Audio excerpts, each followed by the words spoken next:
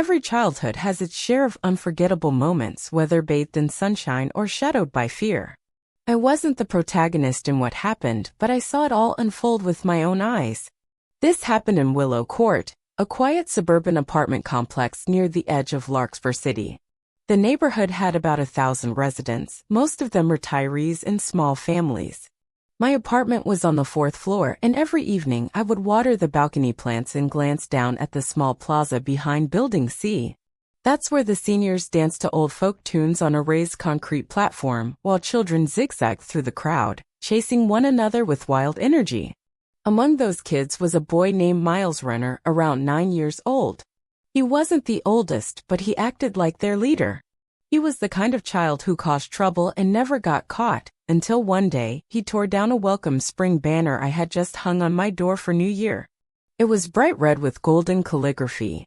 As I opened the door, I caught a glimpse of Miles running off with half the banner, laughing like it was the funniest thing in the world. Later, I knocked on his family's door. His parents smiled apologetically, but all they said was, "He's just a kid. Don't take it to heart." From that day on, I remembered his name. Miles Renner. The kid with no boundaries. That spring, a strange stench began to drift up from the landscaped area between buildings A and B. It was sharp and rotting, like something had died and been left in the sun. At first, people thought it was spoiled food or perhaps a stray animal. But when the smell grew stronger, the complex's maintenance crew was dispatched.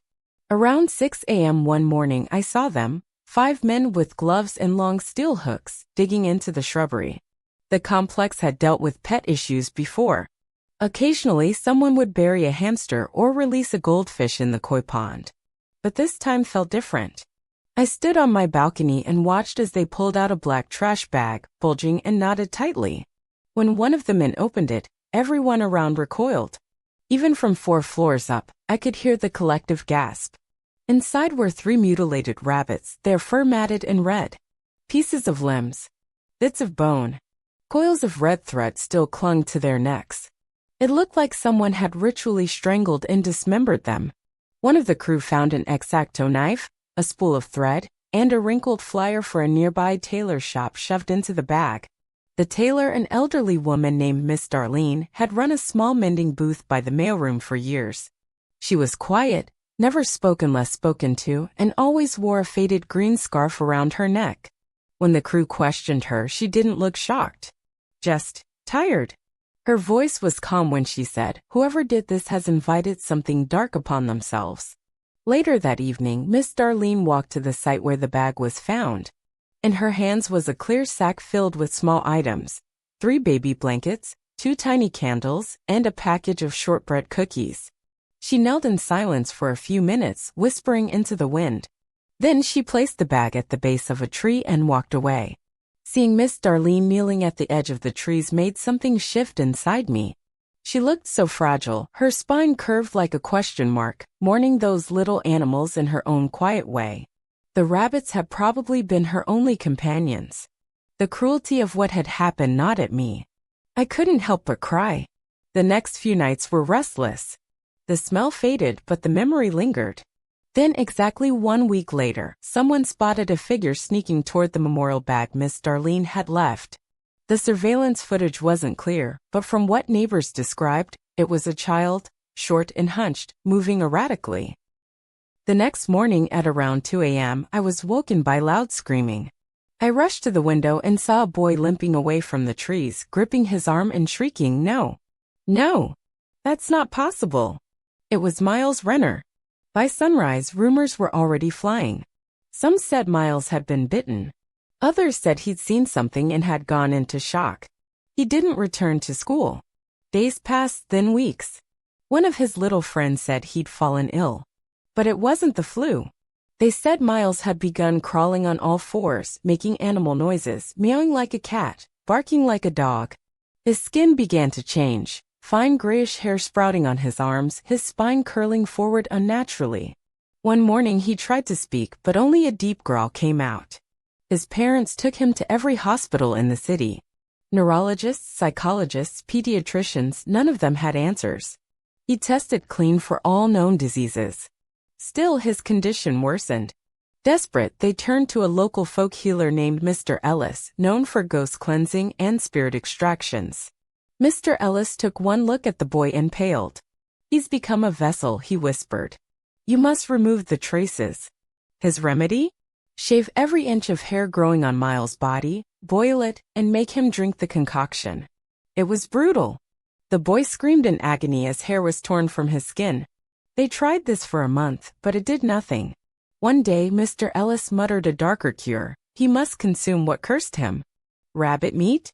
the mother asked, horrified. "No," he said. "The rabbits he killed." The Renner family erupted in fury. They hadn't known their son had been the one behind the killings. But the way Miles reacted, silent, eyes down, unable to look anyone in the eye, told them the truth. They kicked Mr. Ellis out. But Miles remembered. He hadn't caught those rabbits in the woods. He had taken them from Miss Darlene's shop, where she let them hop around freely during the day. And now his sickness whispered that only one path remained. 2 weeks later, the missing posters started going up. Miles Renner had vanished. His parents went door to door showing pictures.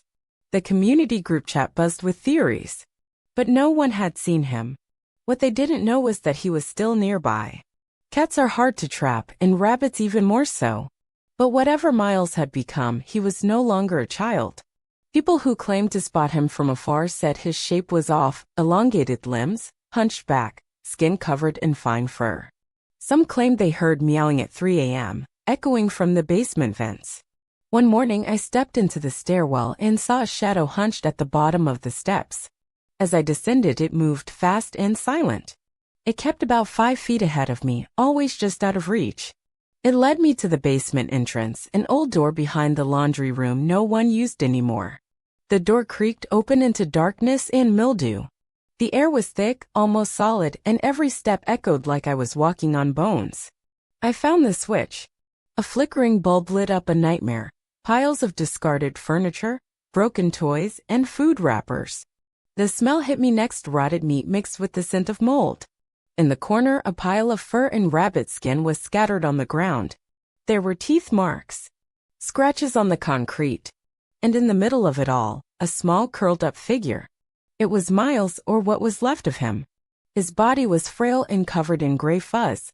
In one hand, he clutched a black trash bag. In the other, a crumpled red spring welcome banner, the one he'd torn from my door months ago. He'd found the very rabbits he had once mutilated. And now he had become one of them.